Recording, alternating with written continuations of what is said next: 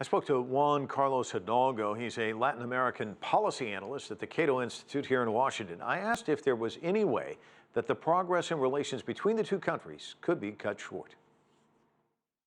Indeed, everything has been done so far through executive action, and it can easily be reversed by the next president of the United States. However, now that we have more interaction between Americans and Cubans, there are dozens of daily flights authorized to the island.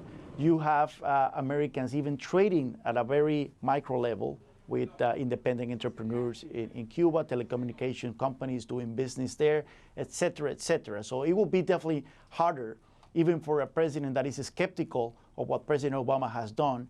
It's going to be harder for him or her to reverse this policy. But in order to move forward, we need the action of Congress. Most commerce and investment in the island by U.S. companies is still forbidden, and only Congress can lift those sanctions. I will expect the next Congress to look into this, but I don't expect the new president, even if it's Hillary Clinton, to be as enthusiastic about moving forward towards normalizing relations with Cuba as President Obama has been. So take me forward. Let's say it's after November 8th. A President Trump versus a President Clinton. How do they approach Cuba? What are the differences you would see in either administration? President Trump, or candidate Trump, has already indicated that he will reverse many of the actions taken by Obama regarding Cuba. I don't know if he will go as far as rescinding the restoration of diplomatic relations between both countries, but he will definitely freeze many of the policies regarding opening up investment and opening up travel to Cuba. When it comes to a President Clinton, I think she will defend what has been done so far, but I don't think that she's going to push for more, at least in the short term. Probably she's going to be more, she's going to demand more from the Cuban government regarding opening up the political system, opening up to democracy. I don't see that happening on the other side of the strait. I don't see the Cuban authorities moving forward to political liberalization, at least in the short term.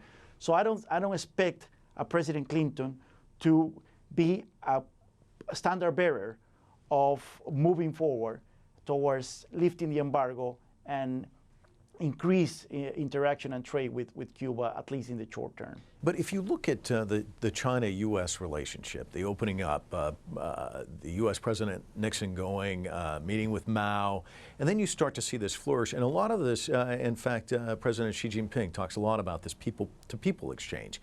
We're seeing cruises. You're talking about flights. You're seeing about people going either way.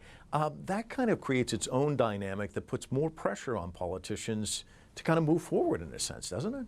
Indeed, indeed. And I think it's totally counterproductive, the previous policy of trying to isolate Cuba by keeping both peoples apart instead of exchanging ideas, instead of trading with each other. That actually makes harder the case of opening up Cuba. I don't think that there is any policy that is going to undermine in the long term the regime in Cuba more than having hundreds of thousands of Americans visiting Cuba, engaging with ordinary Cubans in the streets, buying from them, using their bed and breakfasts and using the restaurants and so on.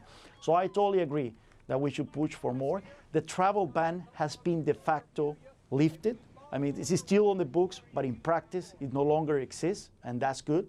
I think where we need to move forward now is in the case of the economic sanctions regarding trade and investment, allowing U.S. companies to openly trade with Cuba and to be able to invest in the island. I think will be the next major step in the relationship between both countries.